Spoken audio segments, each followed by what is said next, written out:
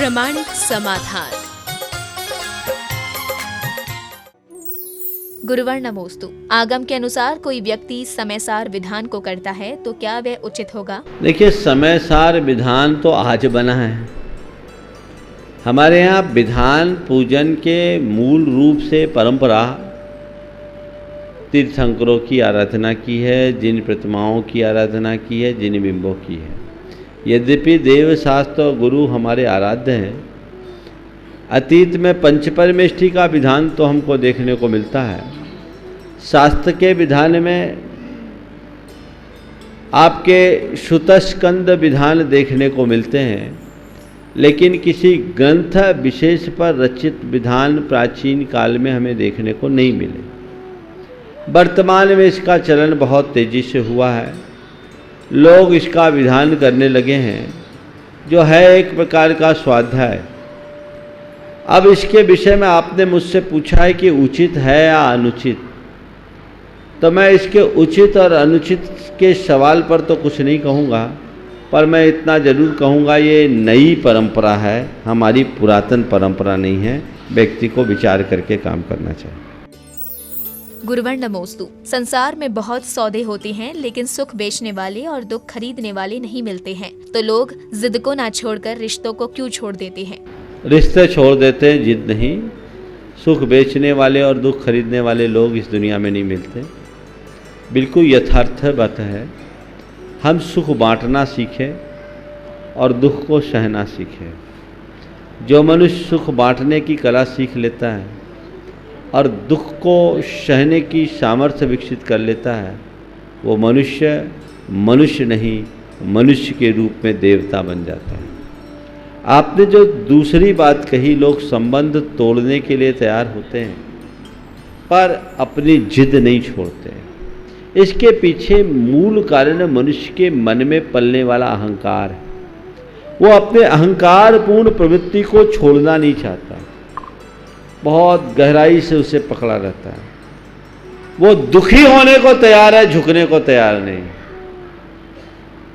काश मनुष्य अपने इस अहंकार को तिलांजलि दे और झुकने का मन बना ले, तो मामला ही सब ठीक। इसलिए मैं आप सबसे कहूंगा, झुकना सीखो, टूटना नहीं। गुरुवर नमोस्तु। जैन दर्शन में 7 तत्व और 6 द्रव्य को जानना क्यों जरूरी बताया है? क्या जीव इनके बिना अपना कल्याण नहीं कर सकता? देखिए, 6 द्रव्य और 7 तत्व की बात है, वो सार है। सार को नहीं जानेंगे तो विस्तार कैसे पाएंगे? हमें ये तो पता होना चाहिए, मैं कौन हूँ, मेरा क्या है, मैं क्या कर रहा हूँ, मुझे क्या करना चाहिए। अगर इतना ज्ञान नहीं होगा तो कल्याण कैसे होगा? 6 द्रव्य और 7 तत्व के विस्तार को जानने की जरूरत नहीं, पर उसके सार को तो जानो। मैं कौन हूँ? कभी आपके मन में सवाल आया, कौन हूँ?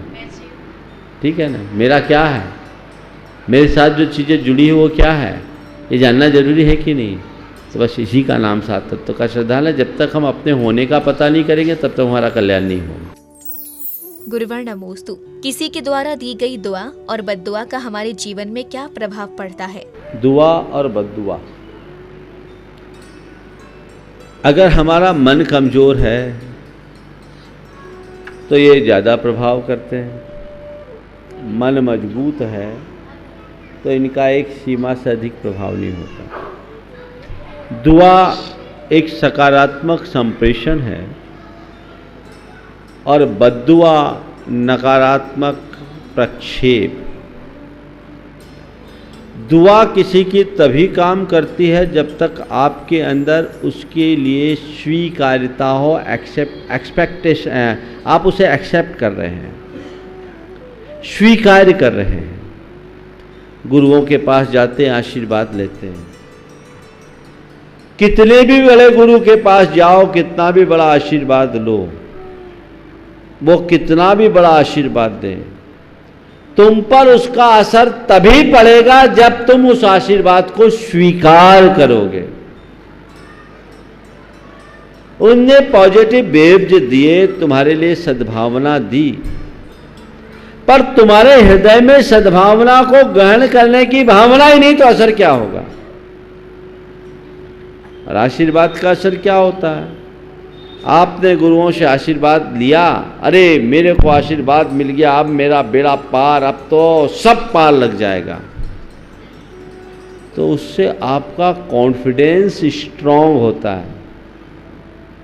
आपके सबकॉन्शियस में वो बात बैठ जाती है कि गुरु के आशीर्वाद मिल गया, अब सफलता सुनिश्चित है। तो होता आपके अपने पुरुषार्थ से है, निमित्त बनता है गुरु का आशीर्वाद। समझ गए? इसी प्रकार बद्दुआ का जहाँ तक सवाल है, कोई व्यक्ति किसी को बद्दुआ देता है तो आप उसे पकड़ो तब बद्दुआ है, और आपका मनोबल कमजोर है तब बद्दुआ है। अरे उसने मुझे सांप दे दिया, उसने मुझे बद्दुआ दे दिया, उसने मुझे ऐसा बोल दिया, वैसा बोल दिया। आप इग्नोर करो, आप पर कोई असर नहीं पड़ेगा, क्योंकि ऐसी बद्दुआएं काम करे तो दुनिया का तो अभी तक रूप ही कुछ बदल जाता। क्योंकि आजकल अच्छी भावना रखने वाले तो कितने आप सब जानते हैं, दुनिया के हर व्यक्ति के अंदर जो भावना है सबको पता है। इसलिए इन सब बातों से प्रभावित नहीं होना चाहिए और चिंतित भी नहीं। गुरुवर नमोस्तु। इंसान भगवान के आगे मांगता क्यों है, निकटता क्यों नहीं बनाता है? अगर मनुष्य के अंदर इतनी समझ हो जाए तो मांगने की वृत्ति खत्म। आज के इंसान की दशा तो ऐसी है जैसे कोई पेड़ के नीचे जाके उससे छाया मांगे। अरे पेड़ के नीचे जाओ, छाया तो तुम पर अपने आप बरसेगी। लेकिन क्या बताएं, भक्त भरा हृदय लेकर के जाओगे तो मांगने की कोई चाह नहीं रहेगी, और जो भिखारी बनकर जाएंगे वो तो मांगते ही आएंगे। आज के लोगों की मांगने की आदत पुरानी है, सबके सब भिखारी हैं।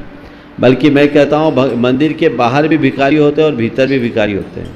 मंदिर के बाहर के भिखारी छोटे होते हैं, वो 2, 5, 10 रुपये की चाह रखते हैं, और जो भीतर भिखारी होते हैं ना, वो 10, 20 लाख और करोड़ के भीख मांगते हैं। है दोनों भिखारी पुजारी को। गुरुवर नमोस्तु। शास्त्रों में शरीर को उपयोगी भी कहा है और अशुचि भी कहा है, तो इन दोनों में सामंजस्य कैसे बिठाएं? देखिए, शरीर को अशुचि कहा है पर शरीर को उपयोगी भी कहा है। अगर शरीर के माध्यम से हम धर्म का साधन करते हैं तो शरीर हमारे लिए सार्थक होता है। अशुचि कहने का मतलब है निज पर के देह के प्रति राग भाव से ऊपर उठो और शरीर का सदुपयोग करो। ये साधन है, साध्य नहीं। इसका हम अगर उपयोग करेंगे तो तरेंगे और उपभोग करेंगे तो मरेंगे। आचार्य गुरुदेव ने एक बात कहा कि ये हमारा जो शरीर है, ये जीवन है, ये कड़वी तुम्बी की तरह है। कड़वी तुम्बी को खा लो तो फूड पॉइजन होता है, और पेट में बांध लो तो इस पार से उस पार जा सकते हो। बड़े बड़े नदी नाले को तैर कर पार किया जा सकता है। तो जीवन का उपयोग करोगे तर जाओगे, उपभोग करोगे मर जाओगे। तो ये मान करके चलो, ये कड़वी तुम्बी है, खाने लायक नहीं है, उपयोग करने लायक है। साधना राचन योग स्वरूप न जाको, बिरचन योग सही है, और यह तप तन पाए महातप कीजे, या में सार यही है। गुरुवर नमोस्तु। मणि मुटिकम का क्या अर्थ है? आपने देखा कि कोई आदमी एक कबाड़ का धंधा कर, सुबह ढूंढते ना कबाड़, कूड़ा करकट खोजने की जिनकी प्रवृत्ति होती है, वो सुबह से निकलते हैं और कचरे के ढेर से गंदी प्लास्टिक, बोतल, ये वो सब निकालने में लगे रहते हैं। उनका पूरा दिन ही उसमें बीत जाता है और उसी में वो जुगाड़ करके अपना जीवन निकाल देते हैं। उनको फुर्सत ही नहीं रहती, उनके अंदर ये समझ करने का समय ही नहीं आता कि कभी ये इसके अच्छे विकल्प की बात सोचे। जिनको मैं बटोर रहा हूँ उसको पाने लायक मैं बनूँ, जो फेंकी हुई चीज़ है, उच्छिष्ट है, उसकी जगह उसकी सही चीज़ को मैं ग्रहण कर सकूँ। तो जो व्यक्ति इसमें रमा रहता है वो उसी में मज़े में रहता है। वो सोचता है चलो कोई बात नहीं, 2 घंटा 4 घंटा 6 घंटा मैं मेहनत करूँगा, 200-400 रुपये की मेरी जुगाड़ हो जाएगी, काम चलेगा। वो आगे की बात सोचता ही नहीं, उसके सपने ही वहीं तक सीमित रहते। यही दशा संसारी प्राणी की।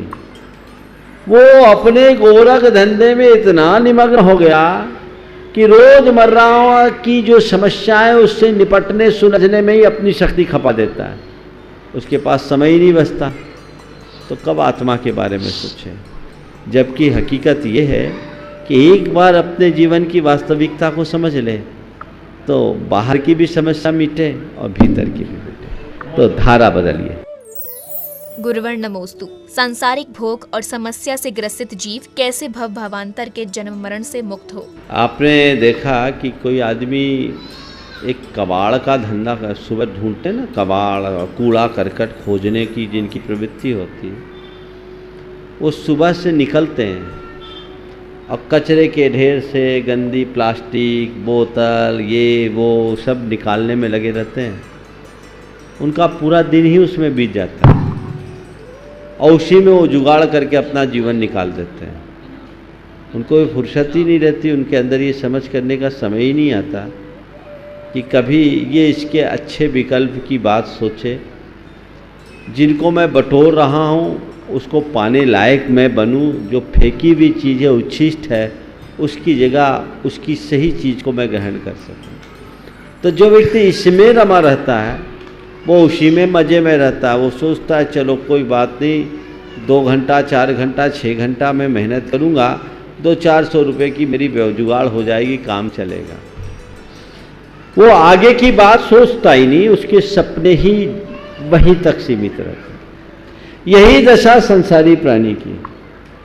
वो अपने गोरख धंधे में इतना निमग्न हो गया कि रोजमर्रा की जो समस्याएं उससे निपटने सुलझने में ही अपनी शक्ति खपा देता है। उसके पास समय ही नहीं बचता। तो कब आत्मा के बारे में सोचे? जबकि हकीकत ये है कि एक बार अपने जीवन की वास्तविकता को समझ ले तो बाहर की भी समस्या मिटे और भीतर की भी मिटे। तो धारा बदलिए। गुरुवर नमोस्तु। जो व्यक्ति सुबह उठकर कोलगेट आदि से दांत साफ करते हैं तो क्या इसमें अभक्ष्य वस्तु के सेवन का दोष नहीं है? जब हमारे पास उससे बेहतर विकल्प उपलब्ध हैं तो हम छोड़ क्यों नहीं सकते? आपके हृदय में ग्लानि नहीं है हिंसा से? सुबह से आप अपने मुंह में हड्डी डालने के लिए उतारू होते हैं। अरे वो हड्डी जिसका स्पर्श हो रहा है तो मुनि महाराज को नहाना पड़ता, तुम उससे मुंह धो रहे हो, महापाप अनर्थ है। मैं तो आप सबसे कहूंगा एकदम इसका परहेज करना चाहिए और जीवन में कभी इसका प्रयोग नहीं करना चाहिए। गुरुवर नमोस्तु। पर्युषण पर्व हम क्यों मनाते हैं और ये पर्व कब से प्रारंभ हुआ? पर्युषण पर्व का संबंध हमारे युग के आरंभ से। हमें सबको पता है कि पंचम काल के अंत में 7 प्रकार की कुवृष्टियाँ होती और ये धरती पूरी तरह नष्ट भ्रष्ट हो जाती। उसके बाद जब अगला युग आएगा तो आषाढ़ बदी सावन बदी एकम से लेकर भादो सुदी चौथ तक 49 दिन तक सुवृष्टियाँ होती है, जिससे इस सृष्टि की शुरुआत होती, युग का आरंभ होता है। तो उसकी खुशी में हम लोग पंचमी से धर्म की आराधना करते हैं। समझ गए? और ये तब से है जब से संसार। गुरुवर नमोस्तु। सदैव प्रसन्न रहना ईश्वर की सर्वप्रिय भक्ति कैसे है? जो लोग ईश्वर को मानते हैं वो इस विश्वास में जीते हैं कि हमारे लिए संसार में जो कुछ भी मिला ईश्वर की कृपा से मिला। तुम अपने पिताजी से अगर किसी बात को लेकर जिद करो, असंतुष्ट हो, रूठ जाओ तो तुम्हारे पिताजी को अच्छा लगेगा? या तुम्हारे पिताजी तुम्हें जो दे उसमें खुश रहो तब पिताजी को अच्छा लगेगा? बोलो। अपने पापा के सामने जिद करो, उनके द्वारा दी हुई चीज़ों के प्रति नाखुशी जाहिर करने से तुम्हारे पिता को अच्छा लगता है? नहीं। कब अच्छा लगता है? वो जो दे दे उसको चुपचाप ले ले तो अच्छा लगता है। समझ गए? तो हर स्थिति में प्रसन्न रहना यानी हमारे जीवन में हमें जो व्यवस्थाएं मिली है उसको सहज भाव से स्वीकार लेना ही भगवान की सच्ची भक्ति है। ऐसा कर ले तो हमारा जीवन धन्य हो जाए। गुरुवर नमोस्तु। फिल्म देखने पर हमें वह याद रहती है, लेकिन जब हम मंदिर जाते हैं और बाहर आते हैं तब हम पुनः क्रोध आदि कषायों में लिप्त हो जाते हैं। तो अपने हृदय में धार्मिक भावों को कैसे बनाए रखें? एक मूवी का असर तुम्हारे जेहन में लंबे समय तक पड़ता है। भगवान की पूजा भक्ति का प्रभाव लंबे समय तक क्यों नहीं पड़ता? मैं तो ये कहता हूँ कि एक अगरबत्ती कहीं जलती है तो अगरबत्ती के बुझ जाने के बाद भी घंटे भर तक उसकी गंध रहती है, लेकिन तुम्हारी स्थिति तो अगरबत्ती से भी गई बीती है। बाहर निकलते ही सब हवा हो गई। इसकी वजह है, इसकी वजह केवल एक ही है कि मूवी को तुम रुचि से देखते हो और भगवान की पूजा भक्ति रूटीन में करते हो। जो क्रिया हम रुचि से करते हैं उसका हमारे सबकॉन्शियस पर स्थायी असर होता है, और जो हम रूटीन में करते हैं वो आधे अधूरे मन से होता है, उसका असर पड़ता भी नहीं भी पड़ता है। तो हम अपनी रुचि बढ़ाएं, भगवान की पूजा को एक प्रक्रिया न माने, उसे अपने जीवन के रूपांतरण का आधार बना लें, और यदि ऐसा बना करके चलेंगे तो वो हमारे जीवन के लिए एक बहुत बड़ी उपलब्धि। गुरुवर नमोस्तु। ईश्वर से हम रोज अच्छा बनने की प्रार्थना करते हैं, तो अच्छे इंसान बनने की क्या परिभाषा है और हम हमेशा कैसे खुश रहें? जो लाइनें तुम्हारी माँ ने तुम्हें लिख के दी है ना, रोज ये करने लगो, अपने आप अच्छे इंसान बन जाओगे। हृदय से भरकर करने लगो, इसको रट लो। सुबह उठो, आँख खोलो, ये प्रार्थना करो, और रात में सोने लगो तो ये प्रार्थना करो। तुम्हारी सारी बुराइयां दूर हो जाएगी और तुम्हारे भीतर एक अच्छा इंसान प्रकट होगा जो सबको खुश रखेगा और हमेशा खुश रहेगा। वो अच्छा इंसान है। जो सबको सहयोग देने के लिए तत्पर हो, वो एक अच्छा इंसान है। जो सभी का आदर करे और सम्मान दे, वो एक अच्छा इंसान है। जो दीन दुखियों की पीड़ा को हरे, उनकी सेवा करे, सहयोग दे, वो एक अच्छा इंसान है। गुरुवर नमोस्तु। हम लोग शरीर को चमकाने के लिए रोज नहाते और क्रीम आदि लगाते हैं, लेकिन मुनिराज कभी नहीं नहाते हैं, तो उनके शरीर में तेज और चमक कैसे रहती है? देखो, मुनि महाराज नहाते नहीं हैं, फिर भी इतने अच्छे लगते हैं। क्यों लगते हैं सो सुनो। तुम लोग पानी से नहाते हो, समझ गए, और हम लोग पानी से नहीं नहाते, हम लोग हवा और धूप से नहाते हैं।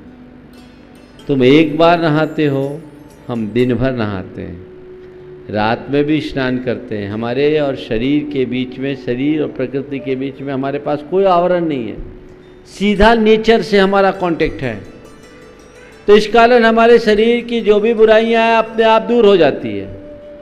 यही कारण है कि हम लोगों के शरीर से कभी दुर्गंध नहीं आती। और तुम कपड़े पहने रहते हो तो सारी बुराई वहीं दबी रहती है, नहीं नहाओ तो बदबू आने लगे, तुम्हारे कपड़ों में भी बदबू आने लगती है। तो मुनि महाराज का वायु स्नान और धूप स्नान होता है, वो उनके सारे विकार को दूर कर देता है।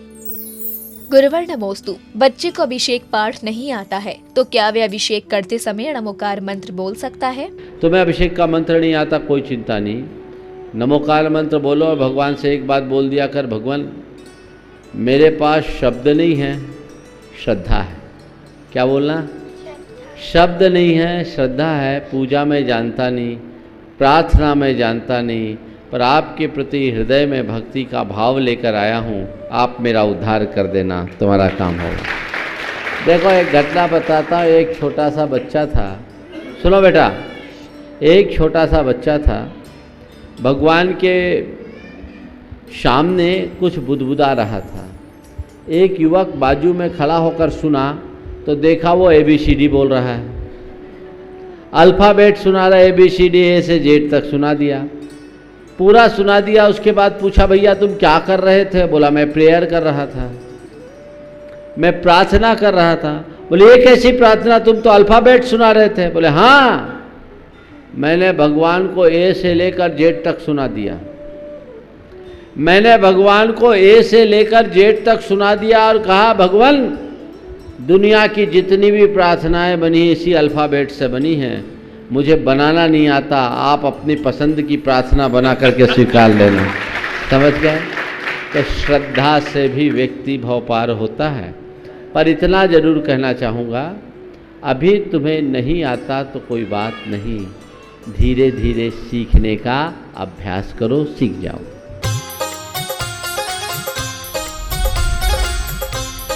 प्रामाणिक समाधान।